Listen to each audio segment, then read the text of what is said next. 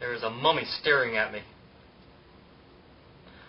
This is another video in my Quranic Miracle series. This time we're going to be talking about singularities, which of course was mentioned in the Big Bang.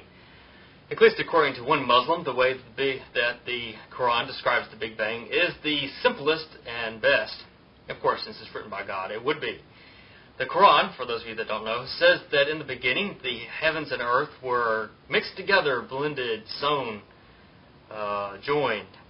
And Allah clove them asunder, split them, unwove them, unjoined them.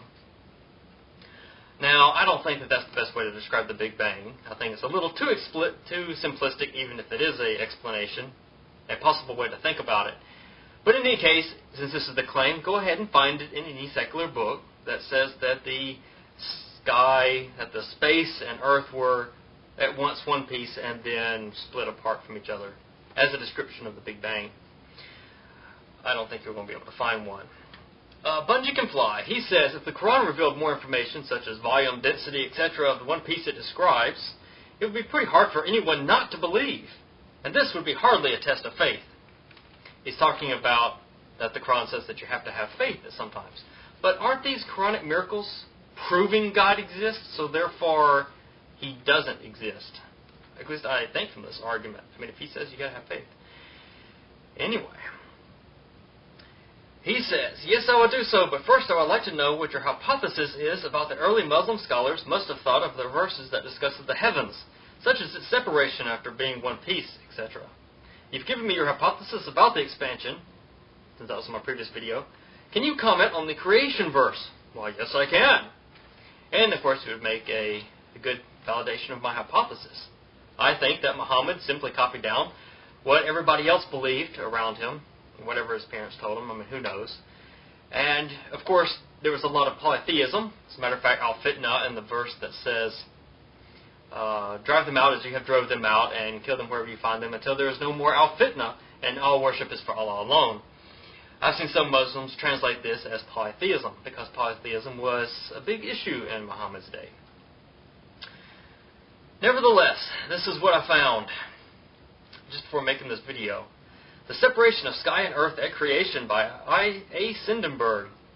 The following consists of some of the remarks, including linking myth, ritual, and social organization with special references to the myth of the separation of sky and earth at creation.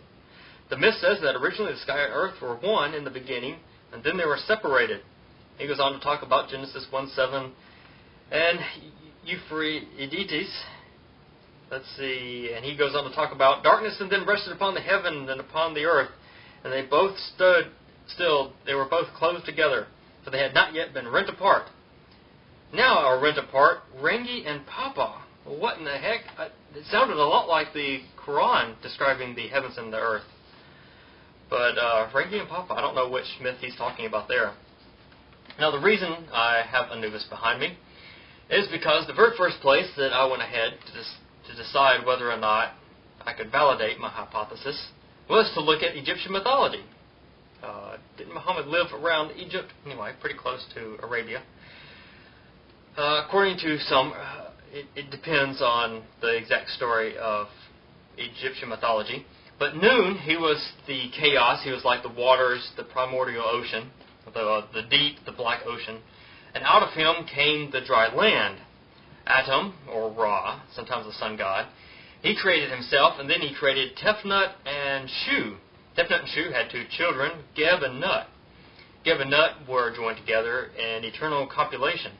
This made Shu angry. At least I think this is the thing that made him angry. They eventually got married or something. And so he split Geb and Nut apart. Geb he put down as the earth, and Nut he raised up in the sky. He actually held her up, and he was stomping down on Geb. And Geb's arms are often shown to be up like this, and that's the hieroglyphics of mountains. Now, I thought that was pretty interesting. He separated the earth and sky from Egyptian. Well, let's look on to some more. I found plenty. Maori, the Maori creation myth, tells us how the heaven and earth were once joined together as Rangi, the sky father, and Papa, the earth mother. Ah, that's what he was talking about. Okay. The earth, lay together in a tight embrace. They live in the light and are They had many children who lived in the darkness between them. The children wished to live in the light, and so separated their unwilling parents.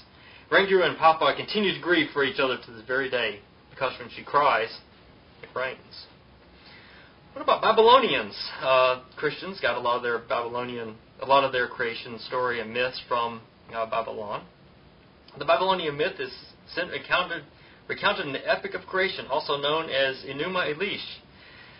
In the poem, god Marduk is created to defend the divine being against an attack plotted by the ocean goddess Tiamat. I think that's his great-grandmother, and I think she's actually a fire-breathing serpent. The hero Marduk offers to save the gods, only if appointed their supreme, unquestioned leader, and is allowed to remain so even after the threat passes. He intends to take Tiamat's husband's place on the outer dome of heaven. The gods agree to Marduk's terms. Marduk challenges Tiamat to combat and destroys her. She starts to breathe out fire, and he blows in a hurricane or some winds into her and blows her up like a balloon. Then he shoots an arrow and splits her. He rips open her corpse into two halves, which he then fashions to the earth and heavens. How about the finish? Ancient Finns believed that the world was formed from an egg that was broken. A bird was flying above the primordial sea, seeking a place to lay its nest, to make a nest and lay her eggs. She searches everywhere but finds nothing but water. Then she noticed the first dry place. The place was too unstable for a nest, so a big wave came and broke the eggs, spreading the parts all over. However, the eggs were not wasted. The upper part of the eggs covers formed the sky, the yolk the sun, and the bottoms the earth. The Mongols. The primordial world is usually described as being covered in darkness, with no separation between the earth and sky. When the Creator divided the heavens and earth, He created a 9-story heaven, a 9-story earth, and 9 rivers. And every other story, when they mention how many earths and heavens, it's always 7. Except for the Babylonians, I really couldn't count the number of their gods. They had so many. The Hindu is talking about this divine consciousness that they have, the divine consciousness. He desired to produce beings of many kinds from his own body. First, with the thought of created the waters, he placed a seed in them. The seed became a golden egg, in brilliancy equal to the sun.